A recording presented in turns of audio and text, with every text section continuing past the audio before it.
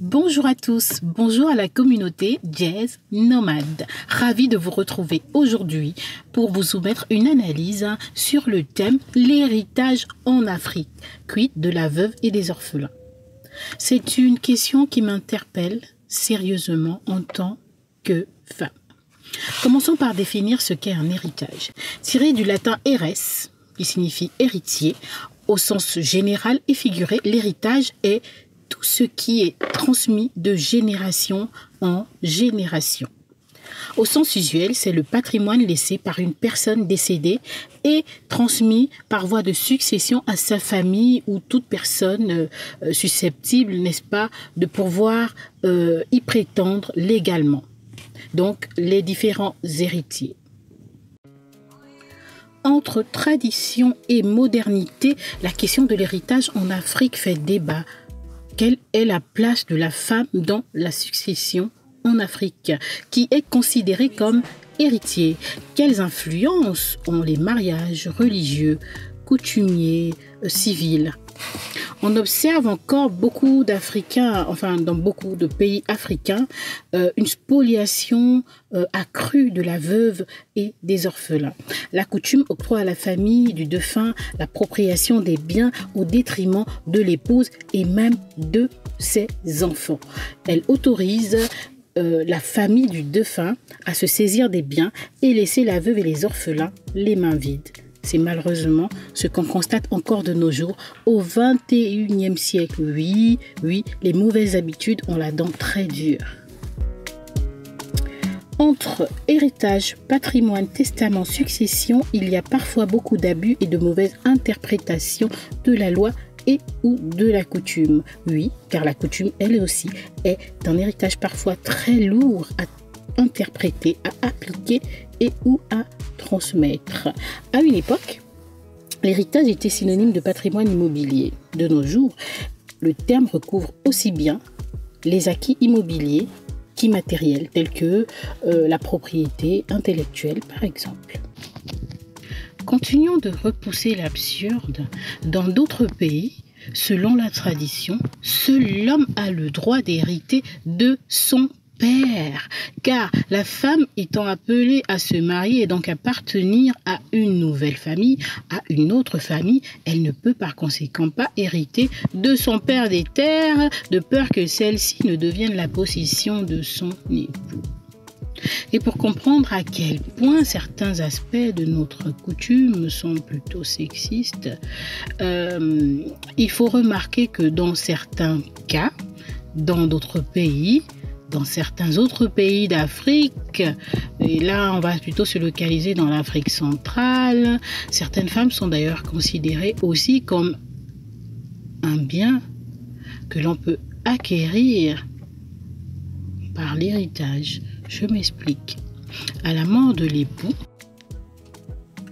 la femme donc après la mort de son époux est considérée elle-même comme un bien que pourrait hériter, n'est-ce pas, la famille de son époux. Comme on dit, il ne faut pas que les richesses de la famille, que le bien de la famille, que les enfants de la famille aillent ailleurs, aillent dans une autre famille. Il se passe donc quoi? Elle est transmise, elle est confiée, elle est donc mise sous la tutelle soit d'un neveu, soit d'un frère de son époux, donc de son beau-frère, et qui hérite d'elle et en dispose. On dit communément dans nos coutumes que la femme n'hérite pas. C'est bien vrai et c'est ce qui se voit en l'application de nos coutumes. Pourtant, le droit moderne existe et dispose que le code civil gabonais comme le code civil d'un autre pays d'Afrique, parce que nos codes civils ne sont pas si différents selon les régions d'Afrique. Alors, en son article 683, le dispose que les héritiers légaux, donc sont héritiers légaux les descendants, le ou les conjoints survivants, le père et la mère du défunt. Mais nos coutumes ont la dent dure et leur pratique ne cesse de faire des malheureux parce qu'elles disposent que les frères, les oncles, les neveux, les nièces du mari sont les propriétaires du patrimoine du défunt. Oui, c'est ce qu'on remarque au quotidien. Il n'est malheureusement pas commun en Afrique d'écrire son testament ou de faire une donation-partage.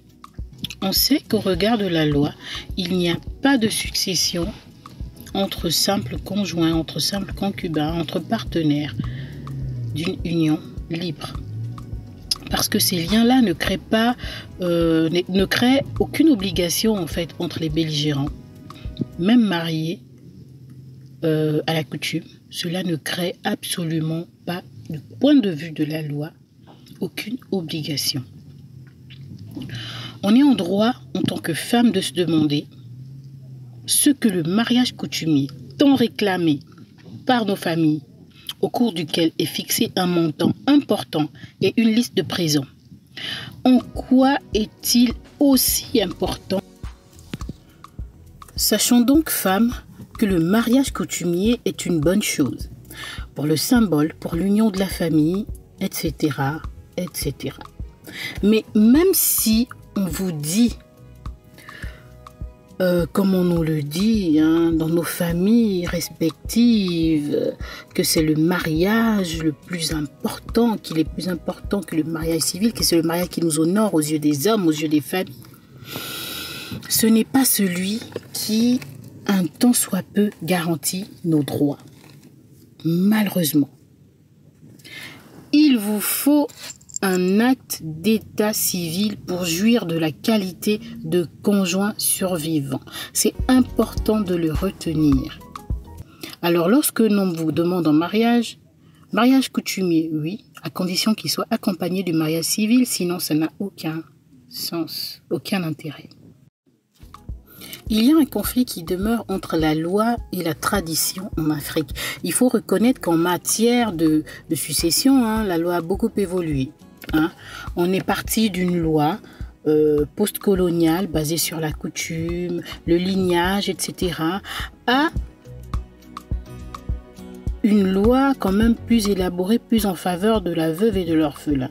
À l'orée de l'indépendance, le législateur, pris entre le marteau et enclume en quelque sorte, devait trouver le juste milieu pour ne pas brutalement rompre avec la coutume, etc. Il est donc à noter que dans les années 1960, parce que c'est à peu près dans ces années-là que les premiers pays africains, n'est-ce pas, que les pays africains prennent leur indépendance, les lois étaient essentiellement élaborées, votées par les hommes. Parce que le paysage, j'ai envie de dire, judiciaire, n'était pas... était en majorité peuplé par les hommes. Il n'y avait pas de femmes, il faut le dire des choses comme elles sont. Les femmes, la place de la femme, c'était à la cuisine, quoi. On connaît tous ce sketch-là.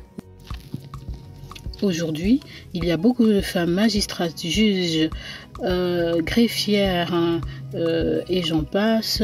Le paysage judiciaire est peuplé autant par les hommes que par les femmes, par beaucoup de femmes même d'ailleurs. Et donc, beaucoup de lois, jadis injustement fondées sur nos us et nos coutumes, commencent à changer. Il est temps que les familles laissent les ayants droit jouir de leur héritage. Les frères et les sœurs du défunt n'entrent dans la succession qu'en l'absence des héritiers légaux. Aucun homme ni aucune femme ne souhaite qu'une fois partis, ses enfants soient dépossédés de tout ce pourquoi il a consenti des efforts et des sacrifices tout au long de sa vie. Le dénuement des veuves n'est plus quelque chose d'acceptable au XXIe siècle. Hommes comme femmes, déclarez vos biens car les difficultés interviennent lorsque il y a le flou. On n'a pas la possibilité, n'est-ce pas, de faire l'inventaire de votre masse successorale. Aussi bien, c'est un phénomène qui mine nos familles. Mon frère m'avait donné telle parcelle, ma sœur avait légué cette villa à mon petit frère. Enfin bref, parfois la femme n'est même pas capable de dire quels sont exactement les biens qui composent en tout cas votre patrimoine. Et il y a des terrains cachés, les papiers sont avec un frère ou une sœur et ensuite, ces derniers, une fois que vous êtes partis, disposent, n'est-ce pas, Le dénuement des veuves n'est plus quelque chose d'acceptable au XXIe siècle. Hommes comme femmes, déclarez vos biens à votre partenaire, à vos enfants qui ne seront jamais trop petits pour se souvenir que papa ou maman avait déclaré un tel ou tel autre bien. Je vous assure, déclarez tout ce que vous faites. Ne laissez pas planer le flou, n'est-ce pas? Parce que la difficulté à inventorier la masse successorale est aussi un phénomène très récurrent. Mon frère m'avait octroyé un tel terrain. Oui, ma femme avait donné à mon petit frère cette villa-là avant de mourir, etc., etc., etc. La parole s'en va, les écrits restent. Il y a des terrains cachés qui ne sont pas déclarés. Les papiers sont avec un frère ou une sœur. Ces derniers, une fois que vous êtes partis, ils se l'approprient et ne le déclarent pas. Arrêtons donc de vivre caché. Ce n'est pas vrai que pour vivre heureux, il faut vivre caché. Pas caché de son ou de sa partenaire, pas caché de ses enfants, caché du reste du monde. Parce que votre famille constitue votre empire. Votre famille constitue, n'est-ce pas, votre armée. Il faut donc partager, communiquer et déclarer tous ses biens à son épouse, à son époux et à ses enfants. Le flou n'a pas sa place dans une famille qui veut réussir sa succession.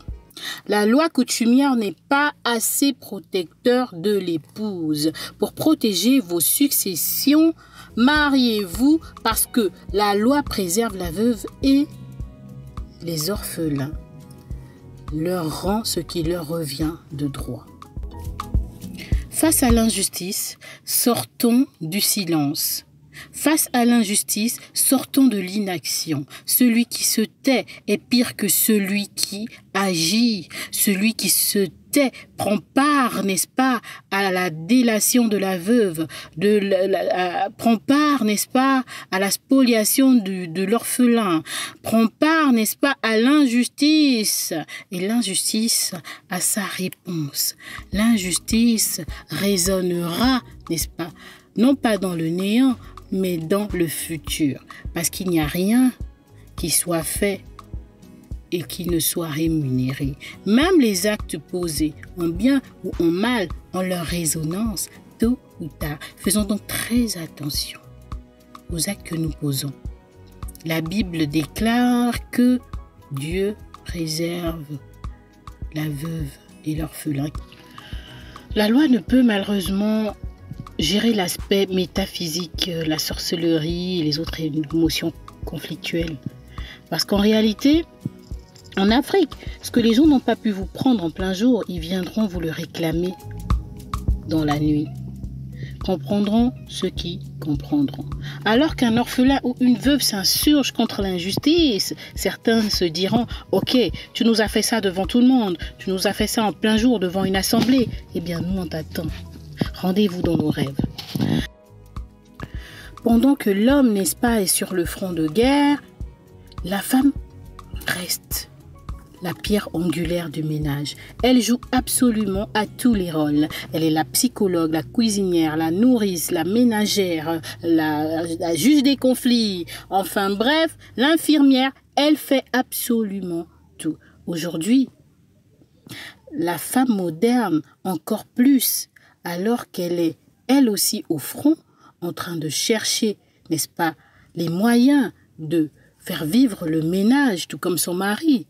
En plus de toutes les tâches qu'elle fait en tant que femme au foyer, elle se préoccupe de son empire sans rechigner. Il faut donc arrêter de dire qu'il y a des femmes paresseuses qui sont juste à la maison à ne rien faire. Ce n'est pas vrai. Encore plus la femme au foyer, la femme qui reste auprès de sa famille. Il n'y a pas de prix. Aucun salaire ne peut rémunérer cette femme. Je dis bien aucun salaire. Elle use de tout son temps, de toute son énergie, de tout ce qu'elle a pour maintenir son foyer, pour faire grandir ses enfants, pour le bien-être de tous. Elle a beaucoup de respect. Elle n'a pas choisi la facilité. Elle n'a pas reculé devant l'effort. Cette femme-là ne mérite pas d'avoir sa part d'héritage. Cette femme-là ne mérite pas qu'on considère, n'est-ce pas, qu'elle soit à part entière un ayant droit. Non, nos coutumes nous disent, elle n'hérite pas. Je dis donc, ne lui prenez pas ce pourquoi elle a donné toute sa vie. Femme, forge-toi ton propre patrimoine et tu ne seras pas inquiétée. Femme, cultive-toi, lis les textes de loi, fais tes choix en fonction de tes aspirations, discute avec ton époux, n'attends pas sa mort pour t'intéresser à vos acquis, à ce qu'il fait, à comment il investit. Sois curieuse, veille, regarde, enregistre. Ne favorisez pas le conflit avec la famille, cela ne sert absolument à rien. Prenez un médiateur et discutez. C'est bien dans nos coutumes de s'asseoir et de discuter. En Afrique, ça, on sait le faire. Plutôt que d'entrer dans un conflit, allez directement au tribunal, etc. Asseyez-vous et discutez. Parfois, tout le monde est seulement dans l'ignorance, alors qu'en réalité, vous visez les mêmes intérêts. L'intérêt des enfants, l'intérêt de la famille, l'intérêt de tout le monde. Hommes, n'attendez pas aussi pour protéger vos femmes. Vous connaissez vos familles. Les familles que vous connaissez ne changeront pas forcément après votre mort. Ou alors vous croyez connaître vos familles, mais en réalité, il y a un aspect que vous ne maîtrisez peut-être pas. Ce que je veux dire, mettez vos biens au nom de vos enfants, de façon équitable. Ça, c'est possible du vivant d'une personne. Si vous estimez qu'il ne faut pas qu'on vienne embêter votre femme après votre départ, si vous avez 10 villas, prenez une villa et mettez-la à son nom.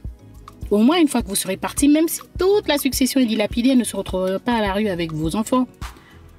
Ou du moins, même s'ils sont grands, et même si le patrimoine, n'est-ce pas, est liquidé, etc., enfin la succession est liquidée, vous aurez mis une maison à son nom.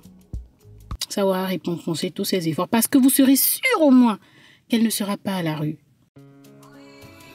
Lorsque vous serez parti, vous n'aurez plus votre mot à dire. Si vous n'avez pas laissé de testament pour parler à titre posthume, vous n'aurez plus rien à dire et vous n'aurez plus droit à la parole. Un légataire testamentaire sera nommé parmi probablement un de vos frères, si ce n'est pas un notaire qui est pris. Ce dernier, alors que les enfants sont encore majoritairement mineurs, va dilapider tous les biens comme il veut. Et une fois qu'ils seront majeurs, qu'ils auront la capacité à leur tour d'essayer de gérer, n'est-ce pas, vos biens, ils n'auront plus rien, ils n'auront que des ruines, ils n'auront que. Ou alors, ils vont investir sur tous les terrains que vous aurez laissés.